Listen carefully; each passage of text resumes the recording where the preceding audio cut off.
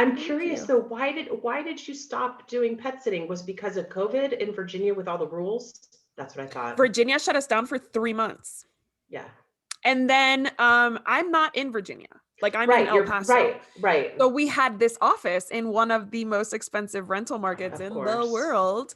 And my landlords were really nice. They were like, I was like, it was March. I reach out, like, we're being shut down. Can you give us a break on like April, May? Because literally in March 23rd, they announced that we would reopen June 10th. Right. Right. That's a big shutdown. We did the same thing. And so I emailed and they were like, we'll do 50% for Mm. March, for April, May, and June.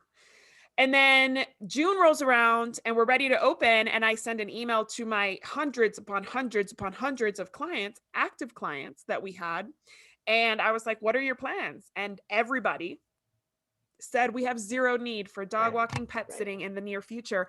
In the DC area, most jobs are government or government contractors. And all of Right. those companies that are government contractors said, they announced, like, we're not opening until the vaccine is out for everybody, which was going to be this year, right? So Yeah. we're talking Yeah. 2020 June, and the vaccine's not even, it might be out. Like back then they were saying it might be out June of this year. Right. So we're Right. talking a whole year. And I was like, I asked my landlords, like, can we get out? And they were like, absolutely. No. Let you out. No penalties, no anything. I mean, they kept our security deposit, which is totally fair.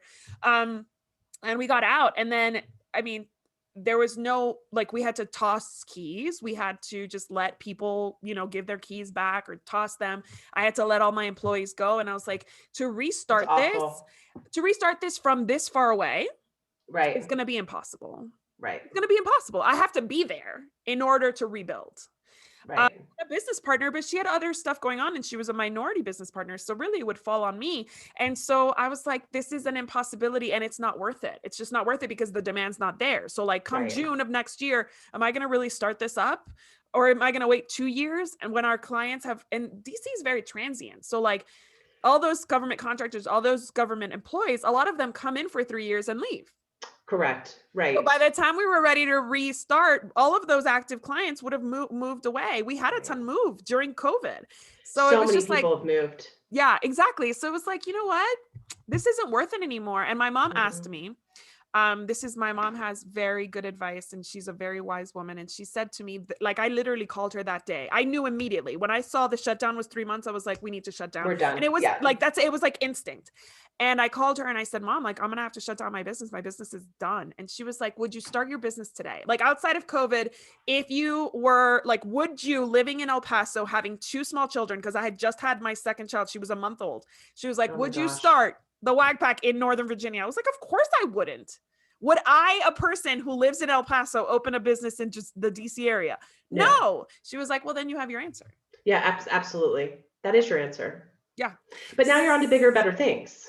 I mean, this is a really awesome show. I do miss the income from my business because sure. this is not, this is not yet there. The goal is for it to replace, but once that happens, then yeah, it'll be great. And I love this. It's really exciting. I love the industry. I didn't want to leave it. I love talking to people. I think that's a gift that I have, that I can make friends with pretty much anybody. So I'm hoping that, it takes off and we go from there. I think so. I look forward to watching you take off. Yay, thank you. Well, I look forward to seeing all of the projects that you're going to take on because I can see this being like a franchise. I'm hoping. This method, this Packin method.